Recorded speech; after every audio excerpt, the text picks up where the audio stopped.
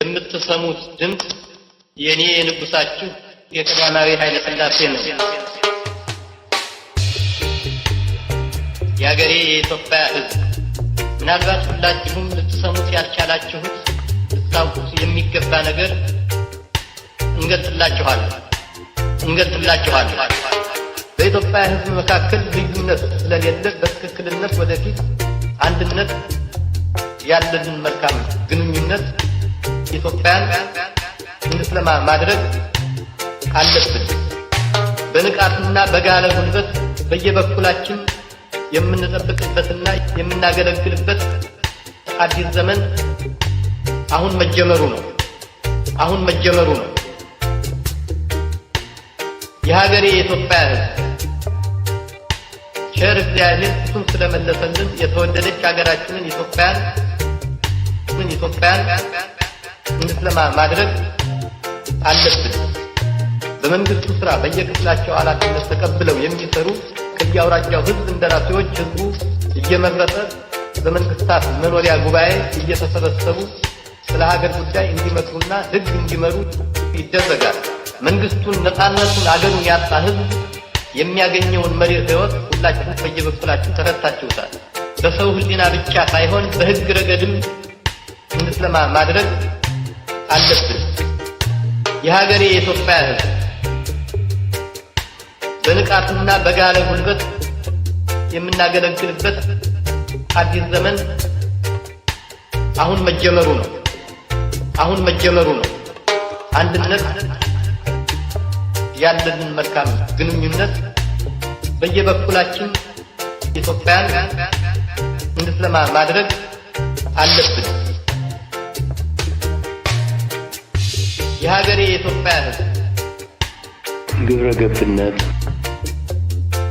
አርቆ አስተዋይነት፣ መስዋዕትነት ላይ የተመሰረተ ነው። ሆነቼ በተለይም ወጣቶች ለዚህ ሽብርና ለታወጀብን ጦርነት መሰለፍ በቂ አይደለም፣ መሳየፍ ወይም መፋለም አለብን።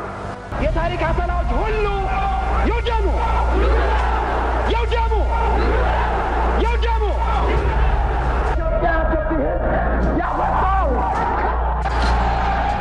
አንድ ፓርቲ የኦፖዚሽን ፓርቲ ይጋብዛል እንዴ? ኦፖዚሽን ፓርቲ ያደራጃል እንዴ? እኛ አገራችን ውስጥ ካለው የአንድነትና የመገንጠል ጥያቄ አንጻር ወደፊት ለሰላም ኮንዲሽን ሁኔታዎችን የሚያመቻች ቢሆን ኢሰፓ ራሱን ስሙን በመለወጥና ማህበራዊ ቤዙን በማስፋት ነገር ግን የፓርቲ ሞኖፖሊ ነው የሚያራምደው የሚል አይነት ስም ላለማግኘት የምንጫወተው ስልት ነው እንጂ ግብዣ አይደለም። ግብዣ የለም። የ10 ዓመት በተከታታይ ይሄንን የአብዮት በዓል ለማክበር ያደረግነው ልምምድ በ10ኛው ዓመት በዓል ላይ ምን ልዩ ባህሪ እንዳሳየና ለዚህ ክሪቲክ እንደቀረበ ለኔ ግልጽ አይደለም። ርካሽ በሆነ ማቴሪያል አንድ የስብሰባ አዳራሽ ሰርተናል። ለኢትዮጵያ አንድነትና አብዮት ሲዋደቁ ህይወታቸውን ለሰጡ ጀግኖቻችን መታሰቢያ በኮሪያ ዲሞክራቲክ ሪፐብሊክ ሶሊዳሪቲ ወይም እርዳታ አንድ ማኒመንት ተቆመናል። በመሰረቱ ጉዳያችን ውስጥ ጣልቃ መግባት ነው። ነገር ከተነሳ ዘንድ ብዬ ለመመለስ ሀቁን ለመግለጽ ነው። ምን አይነት ክችን መስራት እንዳለብን ወይም ምን አይነት ሳሎን መስራት እንዳለብን እንደዚህ ከውጭ መነገር የሚያሳዝን ቻቻለሁ። በመሬትም ባየርም አንዳንዶቹ ተጠግቻቸዋለሁ፣ አንዳንዶቹን ወጥቼባቸዋለሁ። እዛ ላይ ይዛችሁ የወጣችሁት በድፍና ታንክና ምናምን በአንድ አጋጣሚና ሁኔታ ወይ ቀን ወይ ሌሊት ጠላት ሲያጠቃጥላችሁት ነው የምትመለሱት። ስለዚህ ፓርቲያችንና መንግስታችን ሁለታችሁንም ነው የሚያስታጥቀው። ይሄን ታውቁ የለም? በማን መሳሪያ ነው የምንሞተው ያላችሁ እንደሆነ እና እኛ በሰጠ ነው አይደለም እንዴ? እንዲህ አይነት ትግል ነው የገጠመን። ከፍተኛ አርሚ ነው በአፍሪካ ውስጥ የገነባ ነው ጓዶች። ከፍተኛ አርሚ ስንት ሺህ ጀነራል ነው ያወጣ ነው። መሳሪያውን አስረከቡ፣ ተሸነፉና ፊታቸው ወደ ሚስቶቻቸው አዞሩ። ከዚህ በኋላ እንደገና ወደኔ ይሄ ነው የሆነው አይደለም የሚሊተሪ ቢሮክራሲ አልቻለንም ልንወጣበት አልቻለንም ምንም ሀገሪቱ በመታቀርበው አኳያ ድልቀርብልኝ አልተቻለም ለምሳሌ እኔ 2 ዓመቴ ነው ፋቲክ ካገኙ ፋቲክ ጥልፌ ነው የምለብሰው በሌላ መልኩ ደግሞ ቤተሰቦቻችን ከዛ ከወለጋ ከፋ ከኢሉባቦር ይመጣሉ ልጆቻችሁ 6 ዓመት 4 ዓመት በረሃ ይቀመጣሉ እነዛ ልጆቻችሁ ለማየት ያላችሁ በሬም ሆነ ላምም ሆነ ሽጦ በትራንስፖርት ይመጣሉ ልጆቻችሁ በወቅቱ ሊያገኙ አልቻሉም ግን አንድ ኦፊሰር እናቱ ወይ ልጁ ሲመጣ በ10 ደቂቃና በ20 ደቂቃ በቴሌግራም ተደርጎ ሊመጣ አነጋግሮ ማንኛውም ቤተሰቡን ሸኝቶ ሊሄድ ይችላል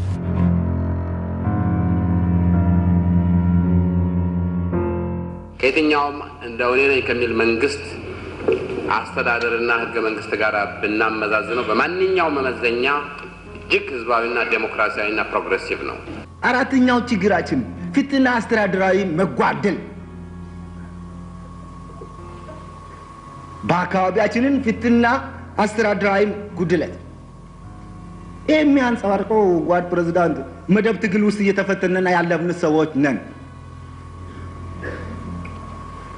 አይቶ ያልቀመሰ ሊሰማው አይችልም እጁን ከሰጠ ከተያዘ በጥርጣሬ ደግሞ እዚህ ውስጥ ካሉ ከተያዙ ማስረጃ ከተገኘባቸው ፍርድ መስጠት ያለ ነው በህግ ነው 5 ዓመት ሙሉ ያለ ፍርድ ጉርጓድ ውስጥ ያሉ አሁን መጡ ወኔ ቤት ከርቸለ ፍርድ ለምን አይሰጥም ይሄ የፍትህ መጓደል አይደለም እንዴ ፍርድ መስጠት አይገባም ጥፋተኛው ነው ማስረጃ ይያዛል ጓድ ሜጀር ጀነራል ዘለቀ እዚህ አዳራሽ ውስጥ ስብሰባ ሰጥቶን ትክክለኛ ዲሞክራሲ የሰፈነበት ስብሰባ ነበር የተናገሩውን ጓድ ጀነራል ቢያው የለም ያልታወቀ እስር ቤት ነው አሉ ተናግሮ በሳቸው ፊት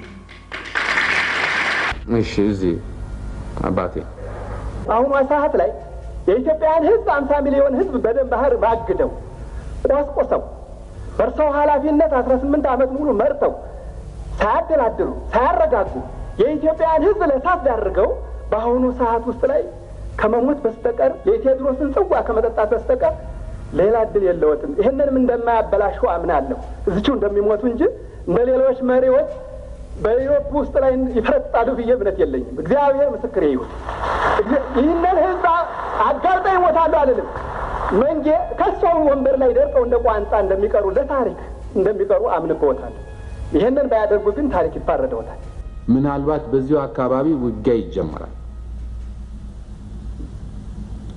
እና እያንዳንዳችሁ እንግዲህ እዚህ ላይ ነው ያ ኢትዮጵያዊነታችን ምን ይመዘንበት እና የተናገርነውን ሆነን የምንገኝበት ቋሚም የሚያልፍም የሚታዘብበት ሁኔታ የሚታይበት ይሄ ነው እነሱም በእውነት ለዲሞክራሲና ለሰላምና ለእኩልነት እንደሆነ የቆሙት ይሄንን ስንል መቆም አለባቸው ኢትዮጵያን ለመበተን እንደሆነ ይቀጥላሉ ኢትዮጵያን ደግሞ ለመበተን እስከተቀጠለ ድረስ የኔ ግንባር እስከተበተነ ድረስ ደግሞ በበኩሌ ከኢትዮጵያ አንድነት ኃይሎች ጋር ትግሌን ይቀጥላል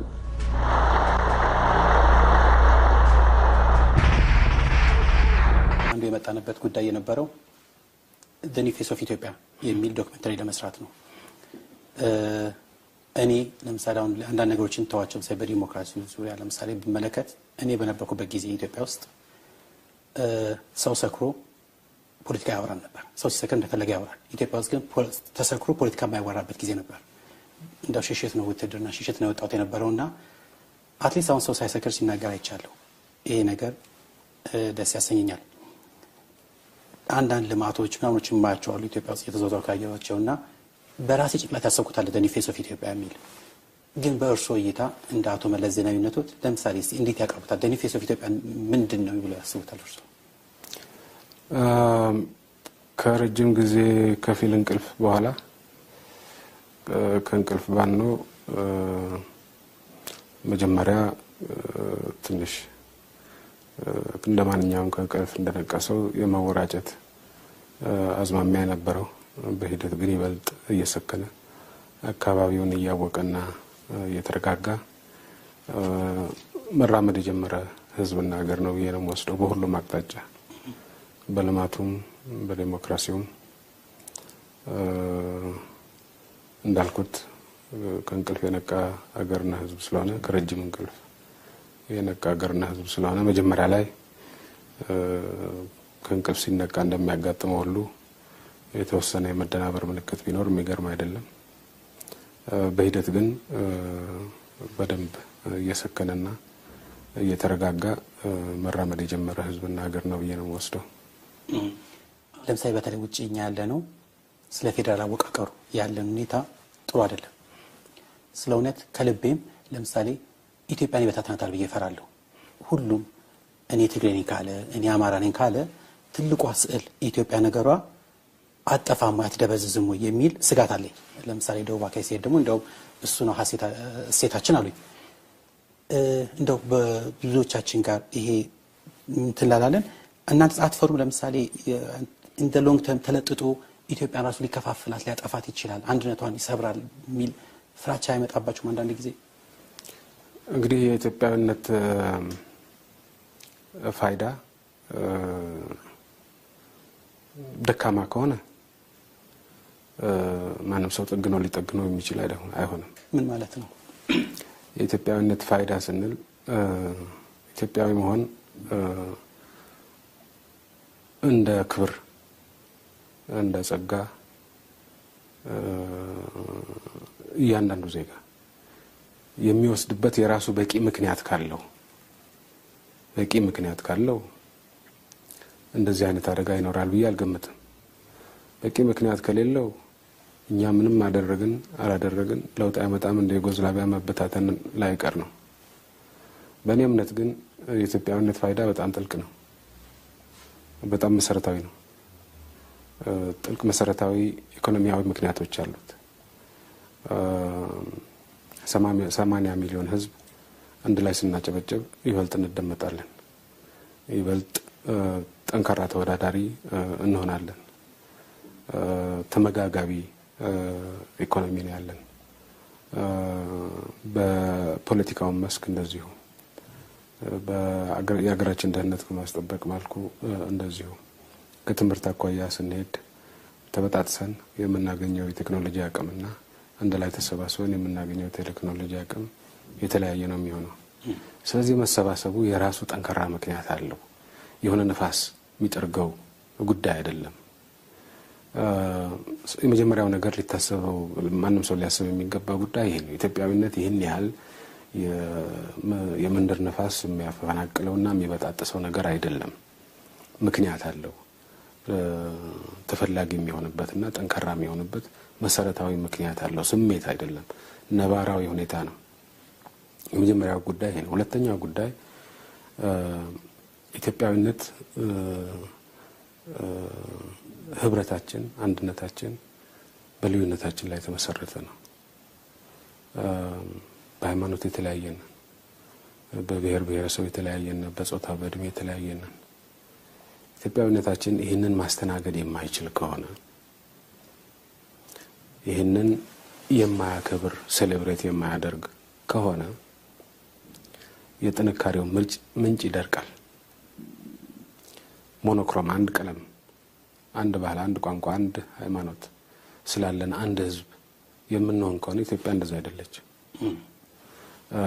ልዩነታችን የጥንካሬያችን ምንጭ እንዲሆን ከተፈለገ ግን ይህንን ልዩነት ለማስተናገድ ለማቀፍ መቻል አለብን። ስለዚህ ሙስሊም ኢትዮጵያዊ፣ ክርስቲያን ኢትዮጵያዊ፣ ሁሉም ኢትዮጵያዊ ናቸው። ሙስሊሙ ሙስሊም መሆኑ ያኮራዋል፣ ክርስቲያኑ ክርስቲያን መሆኑ ያኮራዋል። በሙስሊምና በክርስቲያን መካከል ዲሞክራሲያዊ ግንኙነት ይኖራል። የተለያዩ ብሔረሰቦችም እንደዛው፣ ወጣትና የእድሜ ባለጸጎችም እንደዛው፣ ወንዶችና ሴቶችም በእኩልነት ላይ የተመሰረተ ግን ሊለጠጥ አይችልም ወይ? ማለቴ ለምሳሌ እኔ ኦሮሞ ነኝ፣ ለምሳሌ አባቴ ኦሮሞ ነው። ኦሮሞነት በጣም ሞር ሴንቲመንት እየሰጠሁት በመጣ ቁጥር ኢትዮጵያዊነቱን አይደበዝዝም ወይ? አይደበዝዝም። ምክንያቱም የእርሶ ኦሮሞነት መገለጫ ብቻውን እርሶን አይገልጽም። ኦሮሞ ኬንያዎች አሉ። እርሶ ኦሮሞ ኬንያዊ አይደሉም። እርሶ ኦሮሞ ኢትዮጵያዊ ነው።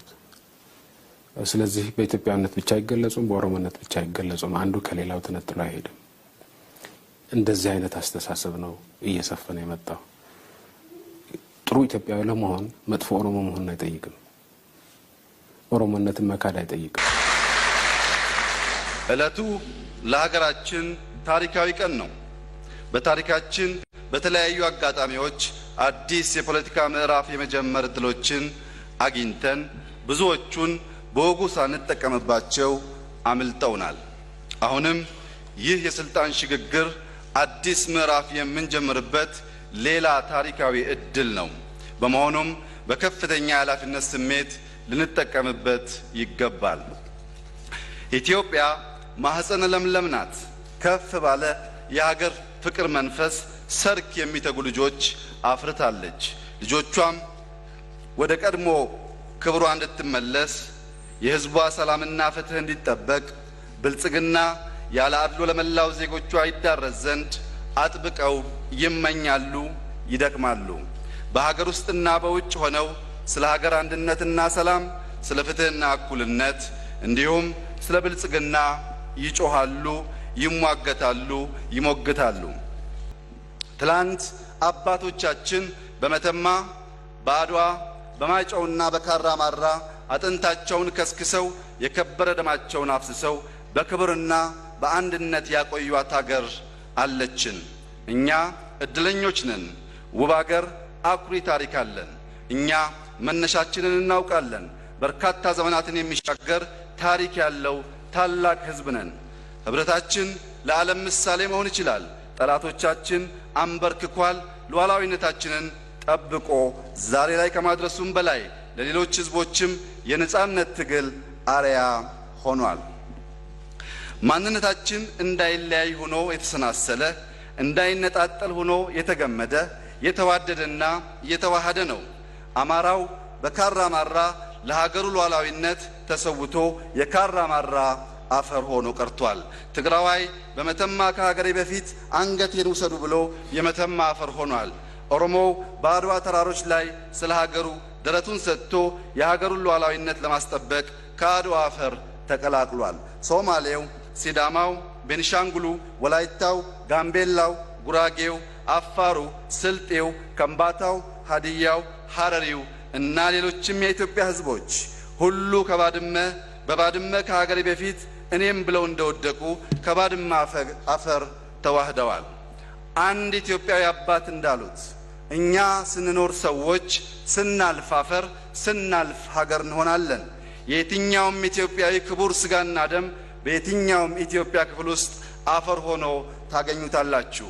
ኢትዮጵያውያን ስንኖር ኢትዮጵያዊ፣ ስንሞት ደግሞ ኢትዮጵያ እንሆናለን። ኢትዮጵያ የሁላችን አገር፣ የሁላችን ቤት ናት።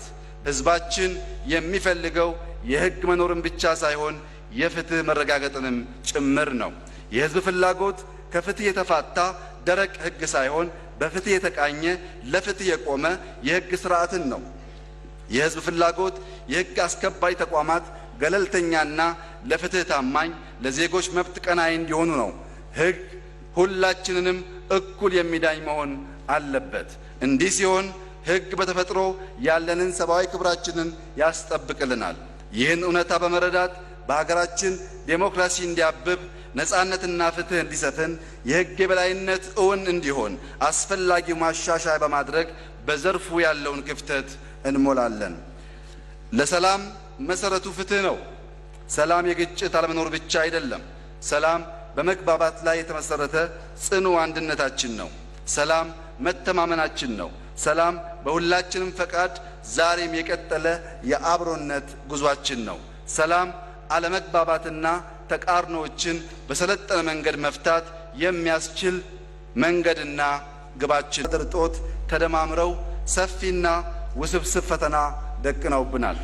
ከቅርብ ዓመታት ወዲህ በርካታ ወገኖቻችን ከመኖሪያ ቀያቸው ለመፈናቀል፣ ለሕይወት እና ንብረት መጥፋት ተዳርገው እንደነበር ይታወሳል። ዜጎች በሀገራቸው ውስጥ ከቦታ ቦታ የመዘዋወርና ሀብት የማፍራት መብታቸው መከበር አለበት። በመሆኑም እንደዚህ አይነት ተገቢ ያልሆነ ድርጊት እንዲያበቃና ዳግም እንዳይፈጠር መስራት ይጠበቅብናል። ችግሮቻችን ተለያይተን ቀርተው ተባብረንና ተዋደንም ለመፍታት ዓመታት ያስፈልጉናል። በመሆኑም የባከነውን ጊዜ በማካካስ ወደፊት መጓዝ እንችል ዘንድ በአዲስ መንፈስ መረባረብ ይጠበቅብናል። ሁሉም ችግሮቻችን በአንዲት ጀንበር ሊፈቱ አይችሉም። ነገር ግን የጀመርነውን የተሻለች ሀገር የመገንባት ሂደት ማፋጠን እንችላለን። የተሻለች ሀገር መገንባት የሚያስችል ጠንካራ የመንግስት ተነሳሽነትም አለ። ጠንካራ ሀገር ለመገንባት ሁላችንም ኃላፊነት አለብን። እንደ ተለያየ ሀገር ዜጋ በባዕድነት በባይተዋርነት ሳይሆን ሁላችንም እንደ ባለቤቶች እጅ ለእጅ ተያይዘን መጓዝ ይጠበቅብናል። ይህ ሲሆን ስንወድቅም ስንነሳም በጋራ ይሆናል። ለስራም ሆነ ለትምህርት በሄደበት ሁሉ ኢትዮጵያን ተሸክሟት ይዞራል።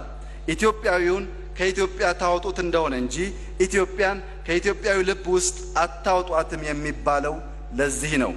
ሁላችሁም በታታሪነታችሁ በልቀታችሁና የትም በሚከተላችሁ የሀገራችሁ የጨዋነት ባህሪ የኢትዮጵያና የእሴቶቿ እንደራሴዎች ናችሁ። አንዳንድ ጊዜ ከኢትዮጵያ ያነሰ የተፈጥሮም ሆነ የታሪክ ሀብት ባላቸው ነገር ግን እጅግ በበለጸጉ ሀገራት ውስጥ ራሳችሁን ስታገኙ ስለ ሀገራችሁ ቁጭት ሳይሰማችሁ አይቀርም። ሁላችንም ውስጥ ያ ቁጭት አለ። እንደ ሀገር ያለን ሀብት አሟጠም ለመጠቀም የምናደርገው ጥረት በቂ ሳይሆን ሲቀር መቆጨታችሁ አይቀርም፣ መቆጨትም አለባችሁ። ይህንንም ሁኔታ ለመለወጥ ለሁላችሁም የምትበቃ በዚያው ልክ ግን የሁላችንም ተሳትፎ የምትፈልግ ሀገር አለችንና ዕውቀታችሁንና ልምዳችሁን ይዛችሁ ወደ ሀገራችሁ መመለስና ሀገራችሁን አልምታችሁ መልማት ለምትሹ ሁሉ እጃችንን ዘርግተን እንቀበላችኋለን። በውጭ ሀገራት ኑሯችሁን ላደረጋችሁትም ቢሆን በማንኛውም መልኩ በሀገራችሁ ጉዳይ ላይ ንቁ ተሳታፊ እንድትሆኑና ሀገራችንን በሁሉም መልክ ለመቀየር ለምታደርጉት አስተዋጽኦ መንግስት ያልተቆጠበ ድጋፍ ማድረጉን ይቀጥላል። መጪው ጊዜ በኢትዮጵያችን የፍቅርና የይቅርታ ጊዜ ነው። ሀገራችን ፍትህ፣ ነጻነትና ሰላም የሰፈነባት፣ ዜጎቿ በሰብአዊነት የሚተሳሰቡባት፣ በእህት ወንድማማችነት የተሳሰሩባት እንድትሆን እንፈልጋለን። ይህ ህልማችን እውን የሚሆነው ከእንቅልፋችን ነቅተን በትጋት ስንሰራ ብቻ ነው። መመኘታችን መልካም ነው፣ ነገር ግን ምኞታችን ብቻውን በቂ አይደለም። መስራት፣ መትጋት፣ መታገል ይጠበቅብናል። በመጀመሪያ ስራችን ልናደርገው የሚገባንና ትግላችን ማተኮር ያለበት ራሳችን ላይ ነው። አመለካከታችንን ከጥላቻ ከቂም በቀል ስሜትና ከዘረኝነት ማጽዳት ይገባናል። በብሔር፣ በጾታ፣ በፖለቲካ አመለካከት፣ በሃይማኖት ያሉ ልዩነቶች እንደ በረከትነታቸው በፍቅር በማስተናገድ ከልዩነታችን የሚነሳ አለመግባባት ቢኖር እንኳ ከፍትህ እንጂ ከበደል ጋር ባለመተባበር ሞራላዊ እይታዎቻችን ልናስተካክል ይገባል። ፍትህ ዋናው መርሃችን፣ ለሰው ልጆች ሁሉ ፍቅርና ክብር የሞራል መልህቃችን ሊሆን ይገባል። ይህ ሰርተን የማናገባድደው ሁሌም ልፋት፣ ሁሌም ትግል የሚጠይቅ የዕድሜ ዘመን ሁሉ የቤት ስራችን ይሆናል። ሀገራችን በአሁኑ ወቅት ለደረሰችበት ምዕራፍ በርካታ ትውልዶች መስዋዕት ሆነዋል። አዲሱ ዴሞክራሲያዊ ስርዓታችንም እውን እንዲሆንም አላፎች ተሰውተዋል። ታዳጊውን ዴሞክራሲያችንን ግን ለማዳበር ተጨማሪ የህይወትም ሆነ የአካል መስዋዕትነት አያስፈልገንም።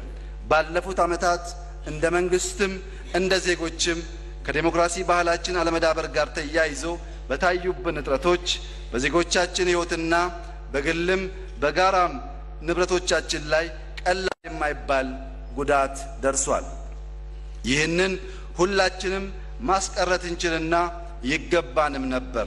በተለያየ ጊዜ መስዋዕትነት ለከፈሉ የመብት ተከራካሪዎች፣ ፖለቲከኞች፣ በቅጡ ሳይባርቁ ህይወታቸው ለተቀጠፈ ለውጥ ፈላጊ ወጣቶች፣ ለስነልቦናዊና አካላዊ ቀውስ ለተዳረጉ ቤተሰቦችና ግለሰቦች ከልብ የመነጨ ይቅርታ እጠይቃለሁ።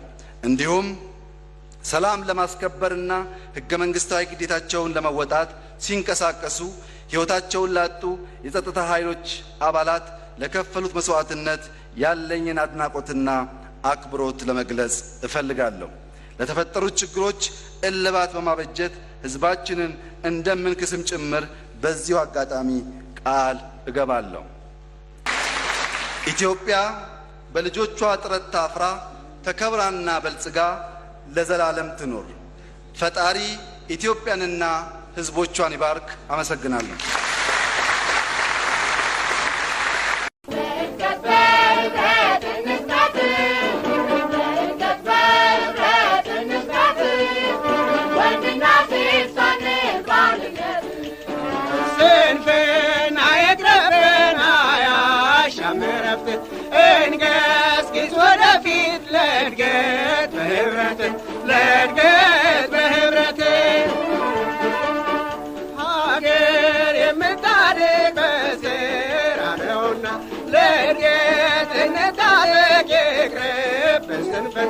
የቅርብን ስንፍና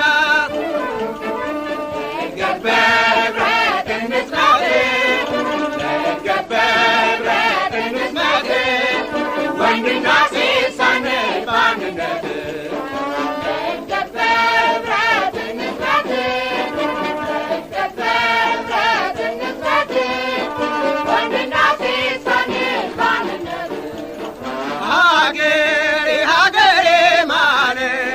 አይበቃ ስንደቅ ምላት እንጂ በተቻለን አቅም ሁሉም በየመልኩ አለው እናከብር። ስራ ነው ክብራችን፣ ስራን እናክብር፣ ስራን እናክብር። በሕይወት ግቡ በሕይወት ግቡ በሕይወት ዘመቻ ምትሄዱ ለእድገት በህብረት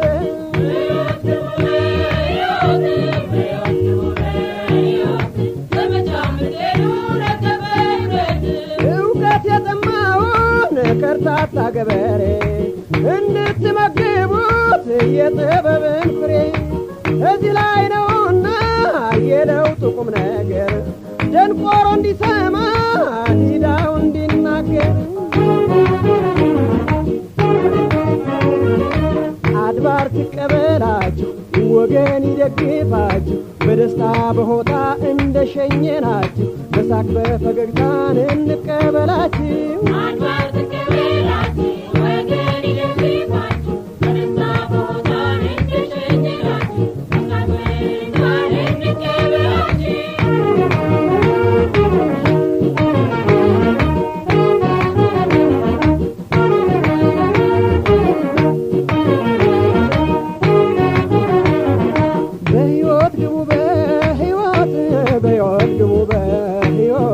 ዘመቻ ምትሄዱ ለእድገት በህብረት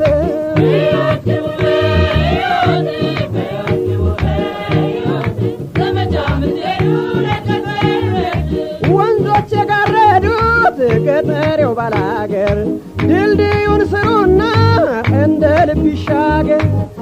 ሰፈሩ ድረስ በፍጥነት ሄዱና ደረስን ሊበሉት ከተፍ በሉና